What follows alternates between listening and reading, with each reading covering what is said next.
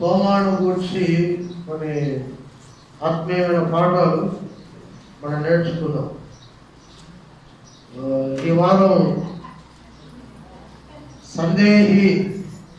సందేహించే వ్యక్తి పట్ల దేవుడి యొక్క దృష్టి ఎలా ఉంటుందో మనం చూద్దాం. వచ్చే వారం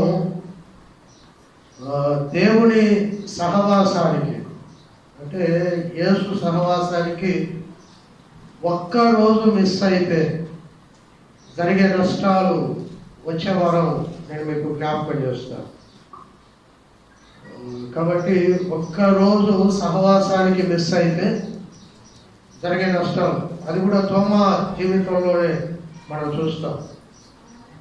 ఈరోజు తోమా ఎవరు అని ఆలోచన చేస్తే సందేహపడిన వ్యక్తి అని మనకు అర్థమైపోతుంది. తోమా అనగానే అనుమానించే శిష్యుడు అని చాలా ప్రసంగాలు కూడా మనం వింటాం. తోమా ఇటువంటి వాడు అటువంటి వాడు అని. కానీ మనకున్నటువంటి తొందరపాటు తత్వం అది. కానీ దేవుడు అలాంటి వాడు కాదు. సందేహించే వారిని కూడా దేవుడు ఎంత ప్రేమతో బాగు చేయడానికి ప్రయత్నం చేస్తాడో యోహాను సువార్త 20వ అధ్యాయంలో మనం చూస్తాం. కానీ నేను ఈ తోమాను గురించి మొత్తం చెప్పడానికి సమయం నాకు సరిపోదు కనుక 2 ప్రసంగాలు అవుతాయి. వచ్చే వారం ఎవరైనా మిస్ కాకుండా రావాలని, తోమా జీవితంలో ఉన్నటువంటి ఆత్మీయమైన లక్షణాలు తెలుసుకోవాలని ప్రభు పేట నేను మీకు జ్ఞాపకం చేస్తూ ఉన్నాను. ఒకరోజు మిస్ అయితే ఎన్ని దీవెనలు పోతాయో వచ్చే వారం నేను మీతో చెప్పే ప్రయత్నం చేస్తాను. యోహాను సువార్త 20వ అధ్యాయం 24వ వచనం 25వ వచనంలో మనం తోమా జీవితంలో ఉన్నటువంటి ఒక బలహీనత మనం చూడవచ్చు. నాతో చెప్పండి. యేసు వచ్చినప్పుడు 12 మందిలో ఒకడైన దిదుమా అనబడిన తోమా వారితో లేకపోయాను. ఎవరితో లేకపోయాను? ఎంతమంది శిష్యులు యేసు ప్రభువుకు? 12 మంది శిష్యుల్లో ఈయన లేడు. యేసు వచ్చినప్పుడు 12 మందిలో ఒకడైన దిదుమా అనబడిన తోమా వారితో లేకపోయాను. కాబట్టి లేకపోతే ఎంత నష్టమో, సంఘములో సహవాసంలో ఆరాధనలు లేకపోతే మనం ఎంత నష్టపోతామో మనకు అర్థం కాక చాలా మందిని మందిరానికి రాకుండా దూరంగా ఉన్నాం. మన నష్టం మనకు అర్థం అవ్వట్లేదు. నువ్వు ఎంత వాక్యాన్ని మిస్ అవుతున్నావో కూడా నీకు అర్థం అవ్వట్లేదు. ఎప్పుడైతే వాక్యం పోతుందో మనము దేవుడు అనుకున్నటువంటి ఆత్మీయతలో మనం ఉండలేము. లోకానుసారంగా మారిపోతాం. లోకపు మాటలే వస్తాయి. లోకపు తత్వమే మనలో తయారైపోతుంది. నీవు పాత పురుషునిలాగా జీవించే ప్రయత్నం చేస్తావు. కాబట్టి తోమా మిస్ అయిన సహవాసము ఇదొక్కటే. 3.5 సంవత్సరాలు సహవాసంలో ఉన్నాడు. హి నెవర్ మిస్డ్. ఆయన ఒక్క కూడికను కూడా మిస్ చేయలే. ఈ కూడికలో మిస్ అయ్యాడు. కాబట్టి ఆయన జీవితంలో ఒక భయంకరమైనటువంటి నింద మోయవలసి వచ్చింది. అటువంటి దౌర్భాగ్యపు పరిస్థితికి కారణం ఏమిటంటే ఒక్క సహవాసాన్ని కోల్పోవడం. కాబట్టి సంఘం ఎప్పుడైతే సహవాసానికి దూరం అవుతుందో చాలా నష్టపోతుంది. ఆదివారము లేక ఆది సంఘం, మొట్టమొదటి సంఘం ప్రతిరోజు ఎడతెగక సహవాసంగా కూడుకోవచ్చు, ప్రతిరోజు. కానీ ఆధునిక సంఘం, ఈ సంఘం అంటే ఈరోజు ఉన్నటువంటి సంఘం వారానికి ఒక్కరోజు కూడుకోవడం బహు కష్టమైపోయింది. కాబట్టి ఆది సంఘంలో, మొదటి సంఘంలో అద్భుతాలు జరిగాయి. ఈ సంఘంలో అనర్థాలు జరుగుతున్నాయి. అద్భుతాలు లేవు, అన్ని అనర్థాలే. ఉన్నలను కట్టుకోవడానికే మనకు టైం లేకుండా పోతుంది. సువార్త లేదు, కొత్త ఆత్మ లేవు, ఎక్కడ చూసినా లోపం లోపంలో.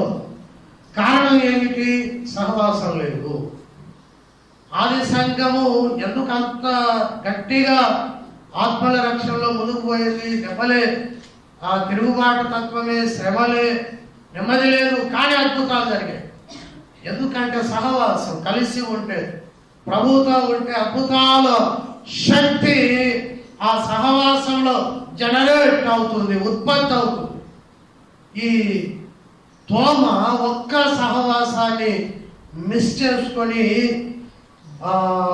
ఆయన చచ్చిన తర్వాత కూడా నింద మోసే వ్యక్తిగా మారిపోవలసి వచ్చింది. ఆయన అన్నాడు, 24వ వచనం 25వ వచనం చెప్పండి. యేసు వచ్చినప్పుడు 12 మందిలో ఒకడైన దిదుమ అనబడిన తోమ వారితో లేకపోయాను కనుక తక్కిన శిష్యులు మేము ప్రభువును చూచితిమని అతనితో చెప్పగా అతడు నేను ఆయన చేతులలో మేకుల గురుతును చూచి నా వేలు ఆ మేకుల గురుతులో పెట్టి నా చెయ్యి ఆయన పక్కలో ఉంచితేనే గాని నమ్మనని వారితో చెప్పాను. మత్తయి సువార్తలో మనం చదువుకున్నాం కదా, కొందరు మొక్కిరి కానీ సందేహించరు, మొక్కారు కానీ సందేహించరు. కారణం, సందేహానికి కారణం వాళ్ళకు నమ్మకం కుదరట్లేదు. ఆ సందేహించిన లిస్టులో ద ఫస్ట్ పర్సన్, మొదటి వ్యక్తి ఎవరు అంటే తోమ, యేసు ప్రభు శిష్యుడు. తోమ సందేహించాడు, చాలా కఠినంగా మాట్లాడుతూ ఉన్నాడు. అందుకే నేను 3 మాటలు మీతో చెప్పాను. యేసు పునరుత్థానానికి రుజువులు పక్కాగా ఉన్న స్థలం రుజువే, ఆయన తిరిగి లేచాడు అనటానికి. చుట్టబడిన బట్ట ఆయన పునరుత్థానుడు అనటానికి రుజువే. అనేకులకు కనబడ్డాడు, దర్శనం అనేది రుజువే. కానీ ఆనాటి ప్రధాన యాజకులు ధనము ద్వారా, అధికారము ద్వారా, వారికి ఉన్నటువంటి జ్ఞానము ద్వారా పునరుత్థానాన్ని స్ప్రెడ్ కాకుండా, పునరుత్థానము అన్నటువంటి విషయం అనేకులకు చేరనివ్వకుండా ఆనకట్టలు కట్టారు. ఆ ఆనకట్టలు కొంత ఫలించాయి. ఆ ఫలాలలో ప్రధాన యాజకులు లేక మత పెద్దలు పొందుకున్నటువంటి ఒక గొప్ప ఫలం ఏమిటంటే అనుమానపు తోమ. ప్రధాన యాజకులు పడినటువంటి ప్రయాసకు మొదటి ఫలంగా వారు కనుగొన్నారు. చాలునా మనము చేసినటువంటి ప్రయత్నానికి 11 మంది శిష్యులు, అంటే ఇస్కరియోతు చచ్చిపోయాడు, ఇప్పుడు 11 మంది.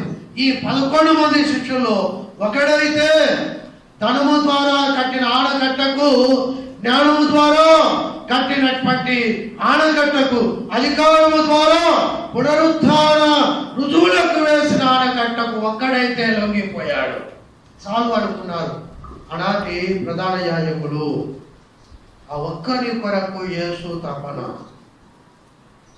సందేహి అయినప్పుడు ఆ ఒక్కడి కొరకు యేసు యొక్క ఆరాటం. యేసు హృదయం 99 గొర్రెల మీద లేదు. 99 గొర్రెలు ఉన్నాయి. 100 గొర్రెల్లో ఎన్ని గొర్రెలు తప్పిపోయినాయి?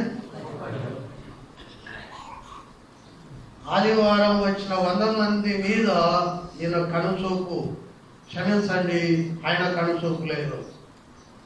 రాని నీ మీద ఆయన దృష్టి ఉంది. నువ్వు కావాలి. నేను రాకపోతే నీకేంటి? I want you. నాకు నువ్వు కావాలి. వీళ్ళందరూ వచ్చారు, సంతోషం. తోమా మిస్ అయ్యాడు. మిస్ అయినోడి కొరకు దిగొచ్చు. మిస్ అయిన తోమాను కాపాడుకోవటానికి నా యేసు ప్రభు ఎంత మంచోడు అంటే ఒక్క గొర్రెను కూడా పోగొట్టుకోడాయన.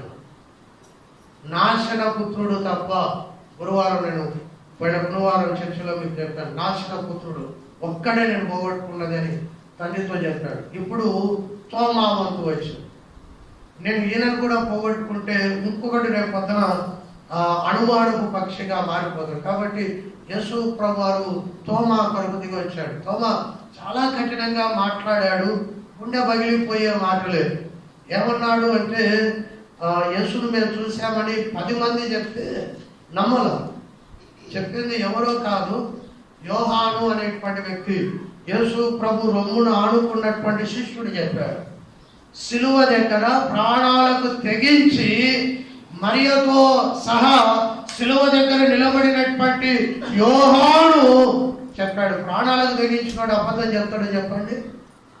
ప్రాణాలకు తెగించి సిలువ దగ్గర యోహాను నిలబడ్డాడు తల్లితో, యేసు తల్లితో కూడా. ఆ వ్యక్తి చెప్పాడు, ఇది వాస్తవం, నమ్మాలిగా. నమ్మలేదు. అనుమానం చాలా భయంకరమైనటువంటి పదులు కలిగినటువంటి ఆయుధం. అటువంటి వ్యక్తి చెప్పినప్పటికీ యేసు కొరకు చావ సిద్ధపడినటువంటి యోహాను చెప్పినప్పటికీ ఈయన ఎటువంటి విధానములో స్పందించాడు అంటే, ఈయన అన్నాడు, చెప్పండి, నాతో చెప్పండి, నేను ఆయన చేతులలో మేకుల గురుతులు చూచి నా వేలు ఆ మేకుల గురుతులో పెట్టి నా చెయ్యి ఆయన ప్రక్కలో ఉంచితేనే గాని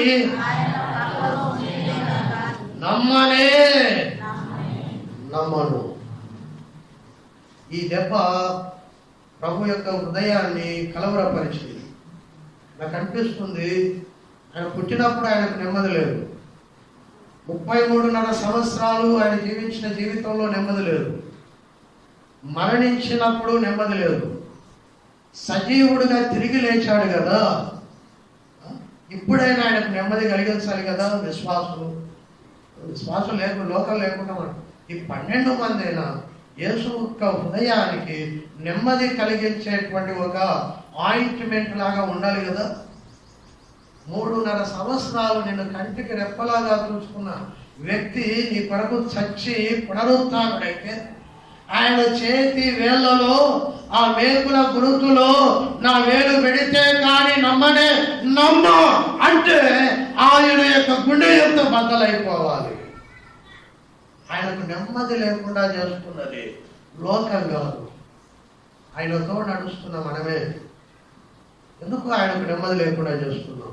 ఏదో ఒక చిన్న విషయంలో యేసును బాధపెట్టి మనం మంచిగా పడుకుంటున్నాం, కానీ ఆయన నిద్రలేని రాత్రులు గడుపుతూ ఉన్నాడు. ఇన్ని మేలులు చేసినప్పటికీ ఈ వ్యక్తి ఏదో ఒక విషయంలో నాకు దూరం అయిపోయి నన్ను గాయపరుస్తూ నా శత్రువు అయినటువంటి అపవాదికి అనేకమైనటువంటి అవకాశాలను కల్పిస్తూ నా బిడ్డ పక్కన నిలబడి నన్ను చూస్తూ అపవాది నవ్వుతూ ఉన్నాడే. ఏమిటి నాకు ఈ శిక్ష అన్నట్టుగా ప్రభువు ఆయన హృదయం ప్రతిరోజు తరుపడిపోతుందేమో. కాబట్టి ప్రభు సమాధిని గెలిచి లేచాడు అన్న తృప్తి సమాధిని గెలిచి లేచిన యేసుకు లేకుండా చేస్తున్నది ఎవడో కాదు, యేసుతో ఉన్నటువంటి వ్యక్తే. ఈరోజు యేసు క్రీస్తు యొక్క ఆనందాన్ని దుఃఖంగా మారుస్తున్నటువంటి గుంపులో నువ్వు నేను ఉన్నామేమో. ఒకసారి పరిశీలన చేసుకున్నాం.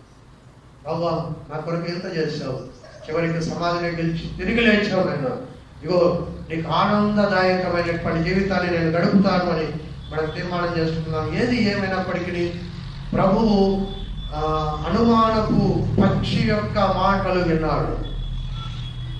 He listened the statement that Thoma had made. తోమా చేసినటువంటి స్టేట్మెంట్ యేసు విన్నాడు. చాలా సందర్భాలలో మనల్ని మెచ్చుకునేటువంటి వారి మాటలు మనం వింటాం. ఇప్పుడు వీడియో వచ్చింది కాబట్టి వీడియోలో మనల్ని పొగుడుతూ చేసినటువంటి ఆ యొక్క సమాచారాన్ని మొదటిసారి చూసినప్పుడు తృప్తి అనిపిస్తుంది. అందరూ వెళ్ళిపోయిన తర్వాత మళ్ళా అదే వీడియో ప్లే చేసుకొని ఇంకోసారి వింటాం. ఎందుకంటే నిన్ను మెచ్చుకొని చెప్పిన ముచ్చట్లాగే, కానీ నిన్ను తిడుతూ నిన్ను బాధ పెడుతూ చెప్పినటువంటి మాటలు మరి వినటానికి మనకి ఇష్టం ఉండదు. యేసు ప్రభు ఆ మాటలు విన్నాడు. ఆయన నీవు నోటి నుండి వచ్చే ప్రతి మాట వింటున్నాడు. ఆయనను పొగుడుతూ చెప్పిన మాటలు తెలుసు, ఆయనను నిర్లక్ష్యం చేస్తూ మాట్లాడిన మాటలు కూడా తెలుసు. నువ్వు మెచ్చుకున్న మాటలకు ఎంతగా ఉప్పొంగిపోయి నేను దీవించాలని ఇష్టపడతావు. నీ ద్వారా ఆయనకు గాయము రేపినటువంటి మాటలను కూడా విని ఆ గాయాలను పోగొట్టుకోవడానికి ఆయన తిరిగి వస్తాడు. కాబట్టి తోమా గాయపరిచాడు. పండగ ఆనందం లేకుండా పోయింది. పునరుత్థానుడైనటువంటి యేసుకు పండగ ఆనందం లేకుండా పోయింది. తోమా చెప్పినటువంటి మాటలు విన్నప్పుడు ప్రభు యొక్క హృదయం భ్రమించిపోయింది. వెంటనే ప్రభు ఏం చేయవలసి వచ్చిందంటే ఆయన ఎదుకు రావాల్సి వచ్చింది. హి హ్యాస్ టు కమ్ టు తోమా. ఎవరి యొద్దకు? అనుమానపు పక్షి యొద్దకు. సత్యాన్ని చెప్పి సత్యాన్ని నిరూపించినటువంటి దేవుడు అనుమానపు పక్షి యొద్దకు దిగి వచ్చాడు. ఇది బైబిల్లో రాయబడినటువంటి మాట. చూడండి, ఈ అనుమానపు పక్షి దగ్గరికి 26వ వచనంలో 8 దినములైన తర్వాత ఆయన శిష్యులు మరలా లోపల ఉన్నప్పుడు తోమా వారితో కూడా ఉండెను. తలుపులు మూయబడి ఉండగా యేసు వచ్చి, ఆ మాటగా he came down to see Toma. తోమాను చూడడానికి యేసు వచ్చి. నిన్ను తిట్టినవాడిని చూడటానికి నువ్వు వెళ్తావా? ఆడు తిట్టే మళ్ళా ఏం చూస్తాడు అంటావు. ఏమైందంటే నా మనసు గాయమైంది, వాళ్ళ దగ్గరికి పోదు. నా మనసు ఏమైంది? గాయమైంది, నేను వాళ్ళ దగ్గరికి పోను. కానీ ప్రభు ఎంత మంచోడు. గాయపరిచిన వ్యక్తి యొద్దకు వచ్చి, అడే గొప్పవాడా రావడానికి, నువ్వు వస్తే ఇంకా చులకనైపోతావు కదా అన్న ఆలోచన ప్రభువులో వచ్చాడంతే. ఇంకేం డౌట్. ఆ సహవాసాన్ని, తండ్రి సహవాసాన్ని విడిచి, దూతల సహవాసాన్ని విడిచి, ఆయన చేసినటువంటి కార్యానికి, పరలోకంలో జరుగుతున్నటువంటి వేడుకలను వదిలిపెట్టి ఒకడు అనుమానపు మాటలు మాట్లాడితే వాడి అనుమానపు మాటలు తీర్చడానికి దిగి వచ్చాడు. చూడండి ఆయన ఆలోచన ఎంత గొప్పగా ఉందో. నువ్వంటే ఆయనకు అంత ఆయన పెంచుకున్నటువంటి బిడ్డ తోమా. ఆ తోమా అనుమానాన్ని తీర్చడానికి ఆయన దిగి వచ్చాడు.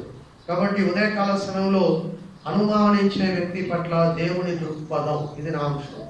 అనుమానించే వ్యక్తి పట్ల దేవుని దృక్పథం. మొదటి మాట ఏంటంటే, అనుమానించే వ్యక్తుల పట్ల దేవుని దృక్పథం ఎలా ఉంటుంది అంటే, మొదటిది ఏంటంటే సందేహిని త్రోసివేసే దేవుడు కాదు. సందేహించే వ్యక్తిని యేసు ఏం చేయడు? త్రోసివేయడు. ఆయన త్రోసేయడు సందేహించే వ్యక్తిని. ఆయన ఆ వ్యక్తి దగ్గరికి వస్తాడు. నువ్వు సందేహాలు పుట్టవే, నేను నిన్ను త్రోసేస్తే కానీ ఆయన నిన్ను త్రోసివే. అదే ఆయన గొప్పది. అందుకే 99 గొర్రెలు వచ్చాయి కదా, ఈ ఒక్కదాంతో నీకు ఏందయ్యా బాధ అంటే, ఆయన ఆ ఒక్కదాని కొరకు కూడా కష్టపడ్డాడు. ఆ ఒక్కదాని కొరకు కూడా సమాధిలోనికి ఆయన, ఆ ఒక్కదాని కొరకు కూడా ఆయన ఆకాశానికి భూమికి మధ్య వేలాడదీయబడ్డాడు. కాబట్టి ఆ ఒక్కదాన్ని ఎలా వదులుకుంటాడు? ఆ ఒక్కటి కూడా ఆయనకు ప్రాముఖ్యమే కదా. ఆ ఒక్కదాన్ని కూడా తను స్వరత్వం ఇచ్చి కొన్నాడు కదా. తాను కొన్నటువంటి ఆ ఒక్కదానిని ఎలా పోగొట్టుకోవడం ఇంత కష్టపడి. కాబట్టి దీనికోసం త్రోసివేసే దేవుడు కాదు. సందేహిని త్రోసివేసే దేవుడు యేసు కాదు అన్నటువంటి విషయాన్ని ఉదయకాలంలో నేను మీకు జ్ఞాపకం చేస్తాను. 8 దినాలు గడిచిపోయాయి. ఈ 8 దినాల్లో తోమా ఎక్కడెక్కడో తిరిగాడు. అందుకే నేను చెప్పింది సహవాసం చాలా ప్రాముఖ్యమైనది. పునరుత్థానుడైన తర్వాత 8వ రోజు జరిగినటువంటి విషయం. ఈ 8 రోజుల్లో ఈ తోమ సహవాసం కోల్పోయాడు. బయటికి ఎక్కడ తిరిగాడు ఏమిటో మొత్తానికి అబద్ధాన్ని మోసుకొచ్చుకున్నాడు. అబద్ధాన్ని నేర్చుకొని వచ్చాడు. యోబు గ్రంథం 2వ అధ్యాయం. యోబు గ్రంథం 2వ అధ్యాయం చూడండి. సహవాసానికి దూరం అయితే మన మాటలు మారుతాయి. సహవాసానికి దూరం అయితే మన పద్ధతులు మారుతాయి. మన వివరణలు చేంజ్ అయిపోతాయి. మన సాకులు చాలా దేవుడికి అయిష్టకరంగా మారిపోతాయి. చూడండి 9వ వచనం. యోబు గ్రంథం 2వ అధ్యాయం 9వ వచనం. అతని భార్య ఎక్కడి నుండి? భూస్థాపన కార్యక్రమం అయిపోతే ఆ అమ్మ పిలిచింది, ఈ అమ్మ పిలిచింది. ఎవరైనా ఇంట్లో వస్తే ఏదో ఇంట్లో ఉండకుండా బంధువులు పిలుచుకొని పోతారు కదా. అక్కడ ఇది భూస్థాపన కార్యక్రమం తర్వాత ఎన్ని రోజులకు జరిగిందో నాకు తెలియదు, కానీ బైబిల్లో రాయబడలేదు. కానీ వచ్చి దాని అర్థం ఏమిటంటే ఆ ఇల్లు తిరిగింది, ఈ ఇల్లు తిరిగింది, ఎదురింటికి వెళ్ళింది, పక్క ఊరిలో ఉన్నటువంటి విశ్వాసులైన స్నేహితులైనటువంటి వారి ఇళ్ళ దగ్గరికి వెళ్ళింది. మొత్తం టూర్ అంతా ముగించుకొని యోబు దగ్గరికి వచ్చి అంతకుముందు గట్టిగానే నిలబడింది. ఎప్పుడు? యోబు తన 10 మంది బిడ్డలకు భూస్థాపన కార్యక్రమం నిర్వహించి యెహోవా ఇచ్చిన యెహోవా తీసుకొని పోయాను అని మాట చెప్పి దేవుడిని స్తుతించి, దేవుడు యోబు ఏ మాటలో కూడా పాపం చేయలేదని చెప్పాడు చూడు. ఆ రోజు వరకు భర్తతో చక్కటి విశ్వాసిగా ఉంది. యోబు ఏ మాటలైతే పలికాడో ఆ మాటలన్నిటికీ యోబు భార్య ఆమేన్ ఆమేన్ ఆమేన్ అనుకుంటూనే ఉన్నది. ఆ తర్వాత వాళ్ళు పిలిచారు, రామ్మాని భర్తను తీసుకొని పోదామంటే ఆయనకు రోగం వచ్చింది. అప్పుడు మరి భర్త ఒక పనోడు చూసుకుంటాడు, నువ్వైతే నాకు కొంచెం నీ మైండ్ ఫ్రెష్ కానీ 10 మంది చచ్చిపోయారు కదా, ఒక్కడు కాదు కదా, పిలిస్తే పోయింది. వాళ్ళ మాటలు వీళ్ళ మాటలు వాళ్ళ ఆలోచనలు. దేవుడు నిజంగా దేవుడైతే నీకు ఇట్లా చేయడు తల్లి, మీకేదో ఎవడో మంత్రం చేశాడు మీ ఇంటి మీద, అందుకే మీకు 3 సంవత్సరాలైన ఈ జ్వరం మీతోనే ఉంది.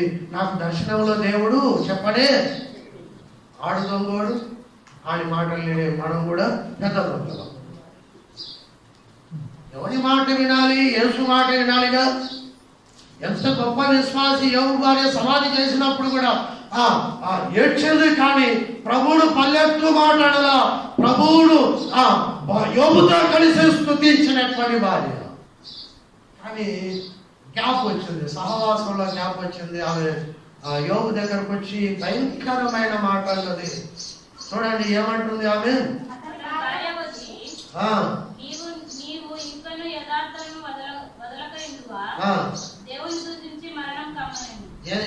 ఏమనేది ఒక భయంకరమైన మాట. దేవుణ్ణి తిట్టి చచ్చిపోతుంది. ఆమె నేర్చుకున్న పాఠాల సారాంశం ఏంటంటే నువ్వు దేవుణ్ణి తిట్టాలి, మొదటి స్టేట్మెంట్. రెండవది నువ్వు చావాలి. సహవాసానికి దూరం అయితే మనిషి ఇలా మారుతుంది. ఎందుకు కోపం వచ్చింది యోబు మీద? ఎందుకు కోపం వచ్చిందంటే కష్టాల్లో కూడా పాటే పాడతాడు యోబు. కష్టాల్లో కూడా దేవుడే అంటున్నాడు యోబు. ఈమె బయటికి వెళ్ళి నేర్చుకొని వచ్చినటువంటి సిద్ధాంతం ఏంటంటే నిజంగా దేవునిచే ప్రేమించబడ్డ వారు కష్టపడరు. వీరిలోనికి కష్టాలు వచ్చాయి. కారణం ఏమిటంటే దేవుడు వీరిని చిన్న చూపు. ఈ పాఠాలు నేర్చుకొని వచ్చింది మంచినీళ్ళు కావాలా అని అడగల, ఎలా ఉన్నావు అని అడగల, ఆరోగ్యం కొంచెం ఏమైనా మెరుగైందో, నేను బయటకు వెళ్ళాను, నువ్వు ప్రార్థన అయితే చేసింటావు కదా, మరి ఆరోగ్యం ఏమైనా మెరుగనిపిస్తా ఉందా, లేకపోతే వేరే వైద్యునికి ఇట్లా ఏమైనా తీసుకొని రమ్మంటావా? ఏమి మాట్లాడలేదు. రావడమే తుపాకీ తీసి పేల్చినట్టుగా దేవుణ్ణి తిట్టు, నువ్వు చచ్చిపో. నీతో పని లేదు, నీ దేవునితో అంతకంటే పని.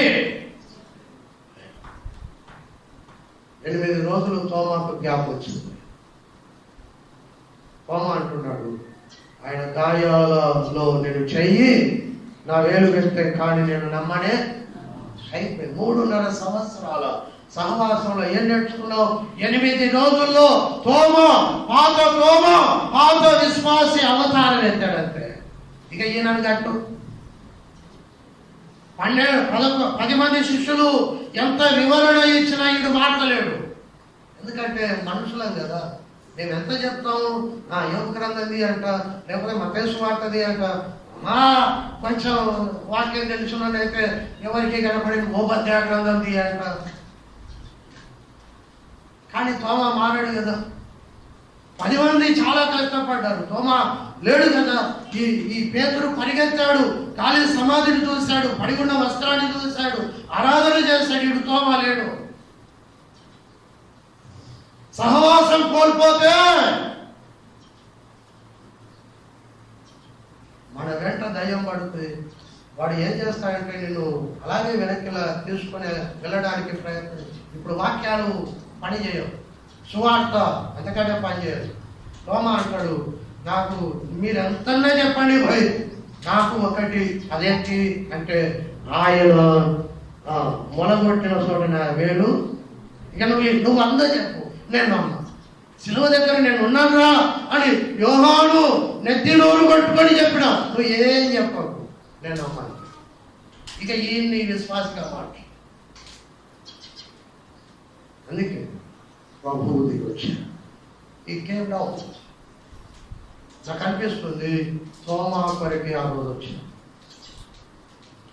కాబట్టి సందేహి పట్ల దేవుని దృక్పథం ఎలా ఉంటుందంటే, దేవుడు సందేహిని త్రోసి వేసేవాడు. వాక్యాలని 10 మందితో మాట్లాడాలి. అక్కడ చూడండి, చాలా ప్రత్యేకమైన మాట అక్కడ మనకు కనపడుతుంది. 26వ వచనం చెప్పండి, నాతో చెప్పండి. మత్తయి సువార్త 20వ అధ్యాయం 26వ వచనం నాతో చెప్పండి. 8 దినములైన తర్వాత ఆయన శిష్యులు మరలా లోపల ఉన్నప్పుడు తోమా వారితో కూడా ఉండెను. తలుపులు మూయబడి ఉండగా యేసు వచ్చి మధ్యలో నిలిచి, మీకు సమాధానం కలుగునుగాక నేను. తర్వాత తోమాను చూచి, ఎవరిని చూచి ఎవరితో ముచ్చట్లు పెడతా ఉన్నాడు? ఇప్పుడు నమ్మిన వాళ్ళతో మాట్లాడాలన్నా నమ్మడోడు గొప్పవాడు? ఇప్పుడు చెప్పండి. నమ్మిన 10 మంది కదా యేసుకు ప్రాముఖ్యం. అరే ఈయన మాటలు ఈయనతో మనకేం పని అని 10 మందిని తీసుకొని ఒక సపరేట్ బ్యాచ్ చేసి, అరే ఈడు నమ్మితే ఎంత, నమ్మకుంటే ఎంత, ఈడు గంగలు కలిగితే ఎంత, ఈడు చిన్న ఇంటి వాసాలు లెక్క పెట్టేటోడు, మేలు చేసిన వాడికి అన్నం పెట్టిన వాడికి సున్నం పెట్టేటోడు, ఈ తోమాతోని మీ 10 మందికి అక్కర్లేదు కాబట్టి మీ 10 మందికి నేను చక్కటి వాక్యాలు బోధ చేస్తానని ఈ 10 మందితో కూర్చోలే చేసుకో. ఈ 10 మందిని పక్కన పెట్టి తోమాకే చూస్తా మాట్లాడుతూ ఉన్నాడు. అది యేసులో ఉన్న గొప్పతనం. సందేహి పట్ల యేసు యొక్క ఆలోచన ఏమిటి అంటే, సందేహిని ఆయన త్రోసివేసే దేవుడు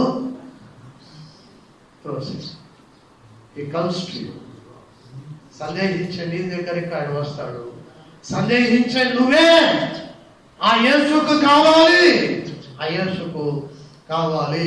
ఆది కాండం నుండి మనం చూస్తే, ఆది కాండం విశ్వాసులకు తండ్రి ఎవరు? అబ్రహాం మంచోడా? అబ్రహాం మంచోడా? చెడ్డోడు అంటే తప్పు, మంచోడు అంటే దానికి ఏదో కారణం సార్ చెప్పడే చెప్తాడు. అబ్రహాం మంచోడు కాదు, నేను చెప్తాను. అబ్రహాంకు 99 మార్కులు వచ్చినాయి, కానీ ఒక చోట అబ్రహాం సందేహించాడు. కాబట్టి ఒక తోమాను మాత్రమే దేవుడు ప్రేమించాడు అని కాదు, సందేహపడ్డాడు. మన బతుకులే ఎటువంటివి అంటే సందేహించే బతుకులు. అన్న ఆదివారం చర్చికి రా అంటే లా పాయింట్ ఇట్లా తీసి ఏమంటామంటే, ఈ ఒక్కరోజు మిస్ అయితే మొత్తం పోయినట్లేనా? నాకు పోయినట్లని వాక్యం చెప్పట్లా, సహవాసంగా కూడమని అంతవరకే. ఈ ఒక్క ఆదివారం మిస్ అయితే మొత్తం పోయిందా? ఇక ఈ వాదన అక్కర్లేదు. అక్కడ వాక్యం చెప్తున్నా అంతవరకే. కానీ దానిని బిల్డప్ చేసుకోవడానికి నువ్వు చేసే ప్రయత్నాలు ప్రభు యొక్క హృదయాన్ని ఏం చేస్తున్నాయి? దశమ భాగం ఇవి అంటావు. దేవుడు మంచివాడేనా?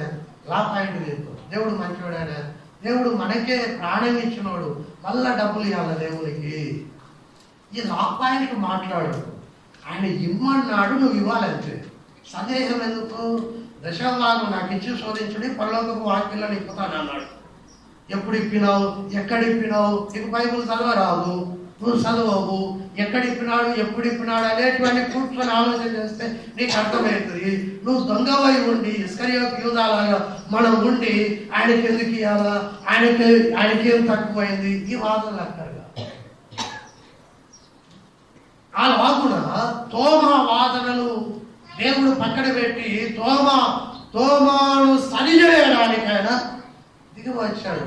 వేలు పెట్టి చూస్తేనే నమ్ముతా అన్నాడు. సరే, ఆ మాట అన్నాడు కదా, నాకు వినబడింది కదా, ఇదిగో వెళ్తా, నా గాయం చూపిస్తా. ఆయనతో నాకేం లడాయి, నేను గాయం చూపిస్తా, నేను తిరిగి లేచానని ఆయనకు రుజువుగా నన్ను నేనే ప్రత్యక్షపరచుకుంటా, నా సొమ్మేం పోతే అనుకున్నాడు. ప్రభు ఈ లోకానికి దిగి వచ్చినట్టుగా అబ్రహాము సందేహించిన సందర్భం నేను మీకు జ్ఞాపకం చేస్తాను. అబ్రహాము ఆదికాండం 17వ అధ్యాయం, ఆదికాండము 12వ అధ్యాయం చేయండి. 12వ అధ్యాయం 12వ వచనం చదువుతారా? సందేహం విశ్వాసుల తండ్రి అయినటువంటి అబ్రహాములో ఉంది, యేసు శిష్యుడైనటువంటి తోమాలో ఉంది. ఈరోజు ప్రభువును నమ్మినటువంటి మనలో కూడా కొన్ని సందేహాలు ఉన్నాయి.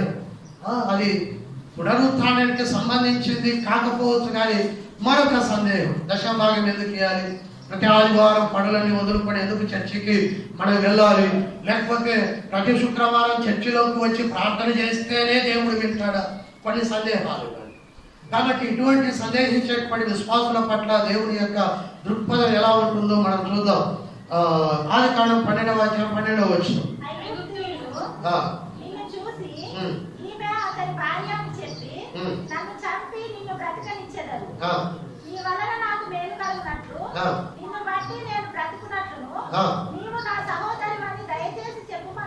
సందేహం కాదు, ఏకంగా అబద్ధంగా ఆడుతున్నాడు. శారాను పట్టుకొని నువ్వు ఈ యొక్క ఐగుప్తు రాజుకి ఇట్లా అడిగితే ఏమని చెప్పాలి అంటే, శారా అందం అంత గొప్పది. అబ్రహాము భార్య అయినటువంటి శారా అందం ఎంత గొప్పదంటే, ఊరోళ్ళు ఆమెను మెచ్చుకునే అందం కాదు, ఊరోళ్ళు మెచ్చుకునే అందం కాదు, రాజంతటోడే పడిపోయేంత అందగತ್ತೆ. అది అబ్రహాముకు తెలుసు. అందుకే పిలిచినప్పుడు ఎవడూ చూపడంత గొప్ప విశ్వాసం చూపాడు. ఎంత గొప్ప విశ్వాసం! 12వ అధ్యాయంలో అంటే ఊరు వదిలాడు, తల్లిదండ్రులను వదిలాడు, బంధువులను వదిలాడు, స్నేహితులను వదిలాడు. అరే ఎక్కడికి వెళ్తున్నావురా చెప్పు అని తల్లిదండ్రులు అడిగితే చెప్పలేదు. అరే మాకు చెప్తలేడు, వాడు ఎటుపోతా ఉన్నాడని దోస్తులను పిలిపించి దోస్తుల ద్వారా అడిగిస్తే దోస్తులకు కూడా చెప్పాడు. ఏమన్నాడంటే, నేను ఎటు వెళ్తున్నానో నాకు తెలియదు, దేవుడు చెప్పాడు ఊరు వదలమని, ఊరు వదిలి వెళ్ళిపోతున్నాడు. ఎంత గొప్ప విశ్వాసం! అది మాటలకు అందనంత విశ్వాసం. ప్రారంభంలో అట్లా ఉంది. అదే 12వ అధ్యాయంలో 12వ వచనం వచ్చేసరికి దేవుడి మీద ఆయనకి విశ్వాసం పోయింది, దేవుడి మీద సందేహం ప్రారంభమైంది. ఊరిడిచి వచ్చినోడు తనకు సహాయం చేసేటువంటి వ్యక్తులు ఎవరూ కూడా లేనటువంటి స్థితిలో ఒంటరి పక్షిగా ఐగుప్తు దేశంలోనికి కరువు వల్ల వెళ్ళినటువంటి అబ్రహాముకు ఒక సందేహం వచ్చింది. ఆ సందేహం ఏమిటంటే, ఐగుప్తు రాజు చేతిలో నుండి నా భార్యను దేవుడు కాపాడలేడు, కాబట్టి నా తెలివి ఉపయోగించాలి. ఆమెను కూర్చోబెట్టాడు. తల్లి కూర్చో, ఏమండి అంటే ఆమెతో అంటూ ఉన్నాడు, నీ అందం నాకు తెలుసు, ఇప్పుడు ఈ దేశంలో నీ అంత అందగత్తే ఇంకొకటి కనపడదు, ఆ విషయం కూడా నాకు తెలుసు. కాబట్టి నీవు నా భార్య అని చెప్తే ఈ పరవరాజు నన్ను చంపేస్తాడు. ఏం చేస్తాడు? చంపేస్తాడు. బత్షెబా భర్తను దావీదు ఏం చేశాడు చెప్పరే? చంపేశాడంటే అది హక్కు, రాజు యొక్క హక్కు. అంటే రాజు కోరుకున్నది ఆ దేశంలో ఏదైనా తను సొత్తు చేసుకోవడానికి హక్కు ఉంది. అది అబ్రహాముకు తెలుసు. అది చట్టం, ఎవడు నోరు మెదపడానికి వీలు లేదు. కాబట్టి నీ వల్ల నేను బ్రతకాలి. బయటకు వచ్చినప్పుడు దేవుడు నన్ను బ్రతికిస్తాడు అని వచ్చాడు. ఇప్పుడు అదే అధ్యాయంలో చాలా నన్ను బ్రతికించాలి అంటున్నాడు. ఎంత తేడా!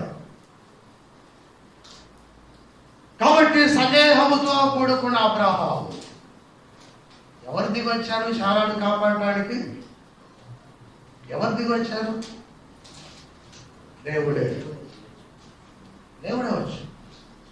మొట్టమొదటి విశ్వాసంతో ప్రపంచానికి సువార్త చాటిద్దామనుకున్నాడు దేవుడు. దేనికి సువార్తను చాటిద్దాం? మొట్టమొదటి విశ్వాసం కుప్పగూలిపోయాడు.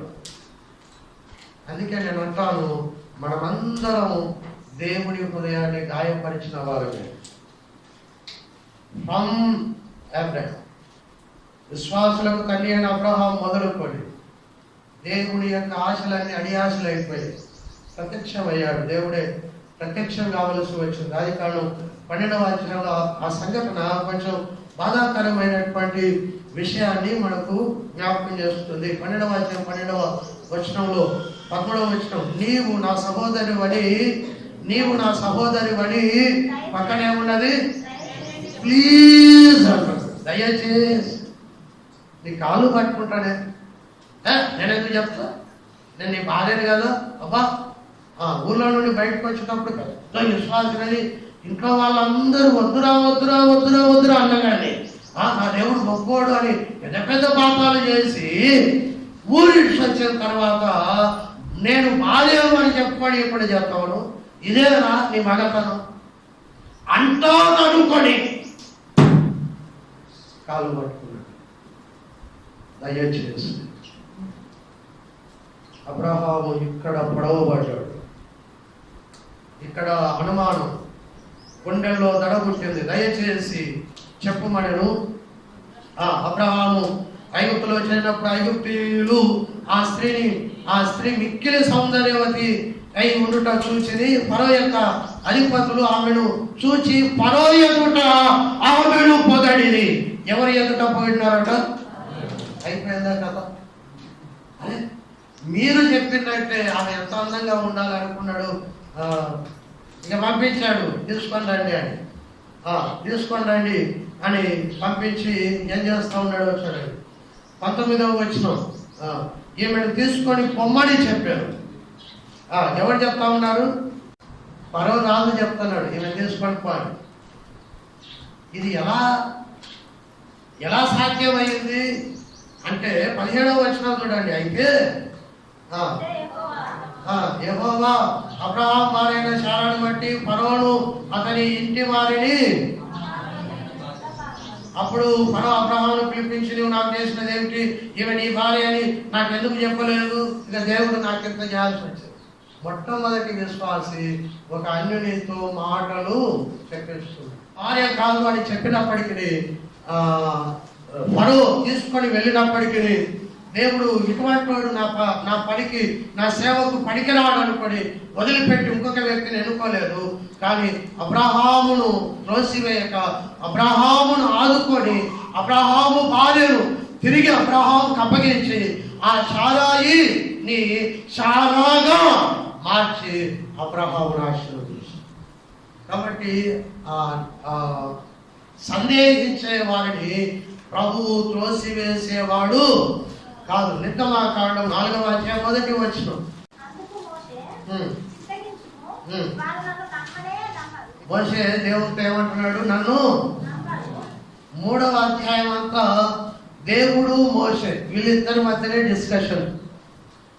ఎంత టైం స్పెండ్ చేశాడు దేవుడు మోషేను సేవకు పంపడానికి అంటే అద్భుతం. పరలోకం నుండి దిగొచ్చాడు మోషే యుద్ధకు, విడిపించాలి ఐగుప్తులో ఉన్నటువంటి ప్రజలను విడిపించడానికి. మోషే ప్రాణాన్ని ఆశ్చర్యకరంగా కాపాడి చచ్చిపోవలసినటువంటి మోషేను బ్రతికించినటువంటి దేవుడు తన పని కొరకు సిద్ధపరచడానికి హోరేబు పర్వతం మీద మండుచున్నటువంటి పొద దగ్గర మాట్లాడి ఆయన కన్విన్స్ చేసి ఇక సేవకు వెళ్ళు అని అంటే మోషే అంటా ఉన్నాడు. అందుకు మోషే చెప్పండి, నాతో చెప్పండి, అందుకు మోషే చిత్తగించుము, వారు నన్ను నమ్మరు, నా మాట వినరు. మోషే అంటాడు, నమ్మడే నమ్మను, ఏమన్నా చెప్పు, నువ్వు ఎంత చెప్పు, నేను పోను, వాళ్ళు నా మాట నమ్మరు. అరే 80 సంవత్సరాలు నేను కాపాడింది ఈ ముచ్చట నువ్వు నాకు చెప్పడానికా? నువ్వు పురిట్లోనే చచ్చేటోనివి, నిన్ను కాపాడుకున్నది ఇంతమంది రక్షించాలని నిన్ను కాపాడుకుంటే, నిన్ను ఈ విధంగా ట్రైనింగ్ ఇస్తే, మిద్యాను అరణ్యంలో గొర్రెల కాపరిగా పెట్టి నీకు ఇశ్రాయేలీయులను ఏ విధంగా అరణ్యంలో నడిపించాలో నీకు ట్రైనింగ్ ఇచ్చి, ఇగో నీకు ప్రత్యక్షమై, ఇదిగో నీకు ఇప్పుడు సమయం ఆసన్నమైంది కనుక ప్రజల దగ్గరికి పొమ్మంటే నువ్వు నాకు చెప్పేటువంటి సాకు సందేహపడ్డావు. ఎవరి మీద సందేహం? దేవుడి మీద సందేహం. నన్ను వారు నమ్మరండి. నువ్వేమన్నా చెప్పు ప్రభువా, నన్ను నమ్మరు. బైబిల్లో గొప్పవారు అందరూ కూడా ఏదో ఒక సమయాన సందేహించిన వారే. తోమా సందేహించాడు, అబ్రహాము సందేహించాడు, మోషే సందేహించాడు. న్యాయాధిపతుల గ్రంథం 6వ అధ్యాయం 13వ వచనం, నా ఏలినవాడు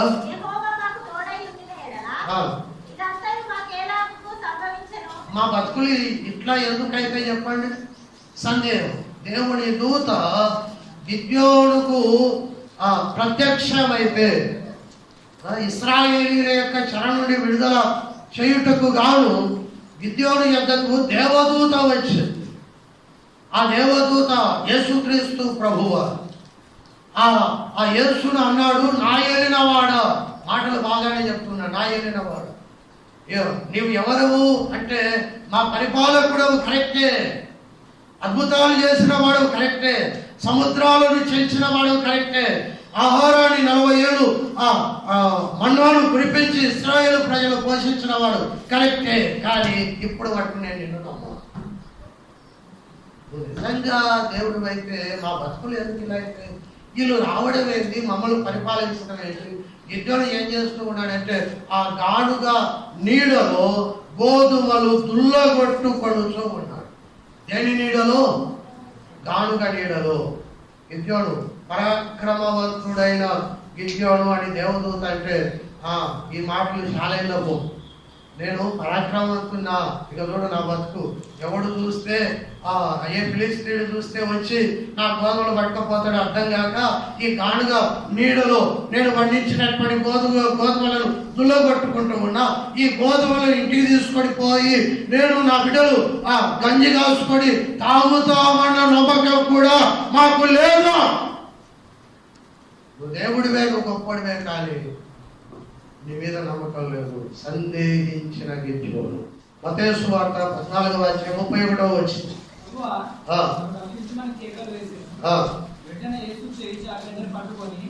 వెంటనే యేసు చేయి చాపి చేయి పట్టుకొని, పేతురు ఏం పడ్డాడు? ఎందుకు సందేహ? నీళ్ళ మీద కొంత దూరం నడిచాడు, కానీ సందేహం, మునిగిపోయాడు, అల్ప విశ్వాసి.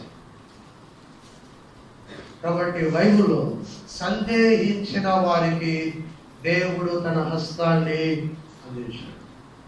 He lifted them. ఆయన వారిని లేవనెత్తాడు. వారి సందేహములో కూరుకొడిపై సమాధిలోకి వెళ్ళిపోతాముందే ఆయన వారి యొద్దకు దిగి వచ్చి వారికి తన హస్తాన్ని చాపి లేవనెత్తి ఆ సందేహమును అధిగమించేటువంటి వ్యక్తులుగా ఆయన మార్చిన దేవుడు అని దేవుడి యొక్క వాక్యంలో మనం చదువుకుంటాం. ఇలా చెప్పుకుంటూ పోతే అనేక మంది జీవితాల్లో ప్రభువు ప్రేమను చూపించాడు. అలాగనే పునరుత్థాన పండగ సంతోషాన్ని యేసుకు లేకుండా చేసినటువంటి సందేహి అయినటువంటి తోమాను యేసు ప్రభు ఏం చేయలేదు? త్రోసివేయలేదు. తోమా యుద్ధకు వచ్చాడు. ఇక మధ్యాహ్న కాల సమయంలో యేసును గూర్చినటువంటి సందేహం ఏదైనా నీ మనసులో ఉందా? యేసును గూర్చిన సందేహం, ఆయన వాక్యాన్ని గూర్చిన సందేహం చాలా ఉన్నాయి. ఆ సందేహాలు మనం చెప్పట్లేదు కానీ మన జీవితంలో చూపిస్తూ ఉన్నాం. పాతకాలంలో సందేహాలు చెప్పారు, పంచుకున్నారు, కానీ ఈ కాలంలో సందేహంలోనే బ్రతుకుతున్నాం. కాబట్టి ఎన్నిసార్లు చెప్పినప్పటికీ నీలో సందేహం ఉంది కాబట్టి సంపాదన కొరకు నువ్వు పరిగెత్తుతున్నావు. సంపాదనలకు నిలయమైనటువంటి ఇగో ఆయన సహవాసానికి రావట్లా. నేను ఎన్ని కారణాలు అన్నది. కాబట్టి ప్రభువు నిన్ను వదలడు వదలడు వదలడు వదలడు అని అనుకుంటూ నీవు సహవాసానికి దూరం అవుతూ వెళ్తే నష్టం ఆయనకు కాదు. సందేహపడి దేవుని యొక్క వాక్యాన్ని సందేహించి దేవాలయానికి రాకుండా, ప్రార్థన చేయకుండా, మన కుటుంబాన్ని కట్టుకోకుండా, దేవుడికి నీ యొక్క బాధ్యతలని దేవుని మీద మోపకుండా నీ అంతటి నీవే, నా అంతటి నేనే ప్రయాసపడుతూ ఉన్నట్లయితే మనకేదో ఒక రోజున నష్టం అనేది జరుగుతుంది. కాబట్టి ఈరోజు మన సందేహం ఏమిటో ప్రభువుకు అప్పగించి ఈ సందేహం నుండి నన్ను బయటికి తీసుకురా అని పేతురులాగా కేక వేద్దాం.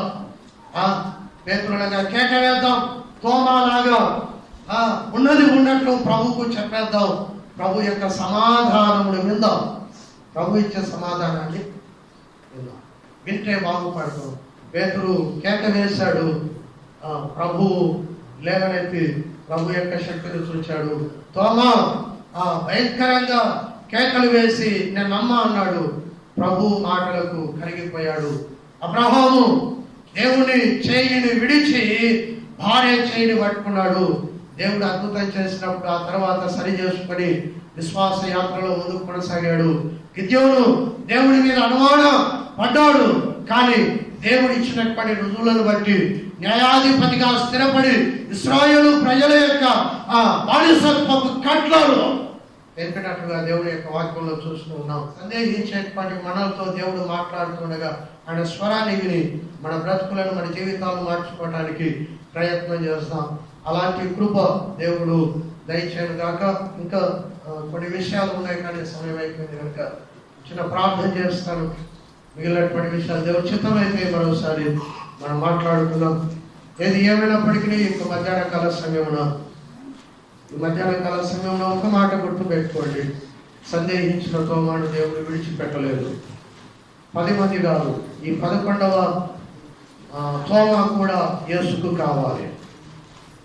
99 గొర్రెలు కాదు, తప్పిపోయినటువంటి గొర్రె కూడా యేసుకు కావాలి.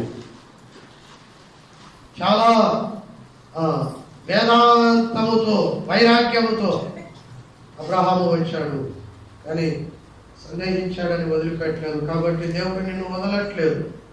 మనం దూరం అయిపోతున్నాం కొన్నిసార్లు సహవాసానికి.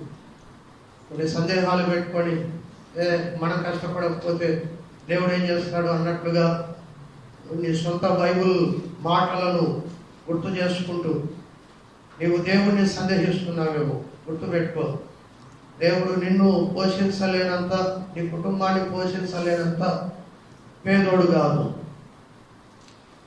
గుర్తుపెట్టుకో, నీ భార్యను కాపాడలేనంత బలహీనుడు కాదు అబ్రహాము. గుర్తుపెట్టుకో, నేను బలవంతుడిని. నీళ్ళలో ముంచేంత చేతగాని వాడు యేసు కాదు. పేతురు, ఎందుకు సందేహపడితివి? నిన్ను ముంచే దేవుని కాదు పేతురు, నిన్ను నడిపించే దేవుని. కాబట్టి ప్రభు సహవాసానికి దూరం కావద్దు, సందేహాలలో మునిగిపోవద్దు. ప్రభువా, నాకు మారు మనస్సు దయచేయి. నీ వాక్యం నువ్వు నెరవేర్చే దేవుడు, చెప్పింది చేసే దేవుడు. ఇదిగో నేను నీ కొరకు బ్రతుకుతాను, నేను నీ కొరకు బ్రతుకుతా తండ్రి. నేను నీ వాగ్దానాలన్నీ పక్కన పడేసి నా సొంత జ్ఞానం బలం మీద ఆధారపడి బ్రతకాలనుకుంటున్నాను. నేను నమ్మాను కానీ నువ్వు ఇస్తే బ్రతుకుదాం అనుకోవడం లేదు. ఇదిగో నేనే కష్టపడి బ్రతకాలనేటువంటి ఆరాటంలో నీ మీద ఎన్నో అనుమానాలు పెంచుకున్నా. నా సొంత ఆలోచనల చొప్పున బ్రతుకుతూ నన్ను క్షమించు. ఆ రోజు తోమాను దర్శించడానికి, అబ్రహామును దర్శించడానికి, గిద్యోను దర్శించడానికి, పేతురును దర్శించడానికి, సందేహించిన వీరందరినీ దర్శించి స్థిరపరచడానికి దిగి వచ్చిన యేసయ్య ఇక ఈ మధ్యాహ్న కాల సమయంలో సందేహంతో కూడుకున్న క్రైస్తవ జీవితాన్ని నడుపుతున్నటువంటి నా సందేహాలన్నీ దేవా ఈరోజు మమ్మల్ని వదులుకోవడానికి నీకు ఇష్టం లేదు. ఎందుకంటే మా కొరికేనైనా నీవు ప్రయాసపడ్డావు, ప్రాణం పెట్టావు, సమాధి గుండెలను బద్దలు చేసి తిరిగి లేచినావు తండ్రి. నేను ఇంత మా కొరకు చేసి మమ్మల్ని నువ్వు వదులుకోవడానికి ఇష్టపడటం లేదని మాకు అర్థం చేయించినందుకు నీకు స్తోత్రం. నేను ఆ సందేహం కట్లన్నిటి నుండి మమ్మల్ని విడిపించండి, విదిలించుకొని ప్రభువైనా మేము నీ కొరకు స్థిరమైనటువంటి విశ్వాసంతో మిగిలిన కాలమైనా బ్రతకడానికి సహాయం చేసి కాపాడుకొని విత్తబడినటువంటి ఈ వాక్యం వ్యక్తమైపోకుండా నీరు కట్టి ఫలింపచేయమని, ఎవరైతే ఓపికతో దేవాడైనా శ్రమ అనుకోకుండా దేవాడైనా ఓపికతో నీ వాక్యం విన్నారు, ఇదిగోనైనా ఆ వాక్యం వ్యర్థమైపోకుండా దేవాడైనా ఆకాశ పక్షులు ఎత్తుకొని పోకుండా వారి హృదయాల్లో ఆలోచనలు పుట్టించగలిగే వాక్యముగా ఈ వాక్యాన్ని మార్చమని ప్రార్థన చేస్తున్నాను. లేదా యోహాను నీ రొమ్మును ఆడుకున్నవాడు చెప్తే ప్రభువాడైనా తోమా మారలా నేను ఎంతటువంటి ప్రభు నీవు ఇచ్చినటువంటి కొద్ది జ్ఞానాన్ని ఇదిగో ప్రభువాడైనా నీ బిడ్డలతో పంచుకున్నాను. నేను ఎవరిని మార్చలేను ప్రభువాడైనా, నేను మట్టి వాటిని ఒప్పుకుంటూ ఉన్నాను. ఇదిగో దేవ వాక్యం అయి ఉన్న దేవా, నీ వాక్యమే మోకరించిన నీ బిడ్డలలో కార్యాన్ని జరిగించాలి. మరి నీ పాదాలు పట్టుకొని బ్రతిమలాడి నీ బిడ్డలను నీ చేతులకు అప్పగిస్తున్నాను. ఇదిగో నీ బిడ్డలను నీ కృపాస్థలకు అప్పగిస్తూ ఉండగా సహాయం చేసి కాపాడమని ప్రార్థనలో తండ్రి ప్రమాణం గురించి మరికొన్ని విషయాలు మేము నేర్చుకోబోతుండగా మీరు మాకు బోధించి ప్రభువైన మమ్మల్ని పరిపూర్ణతలోనికి నడిపించుకోవడమని యేసుక్రీస్తు దివ్య నామమున ప్రార్థించి బ్రతిమలాడి వేడుకుంటున్నాము తండ్రి.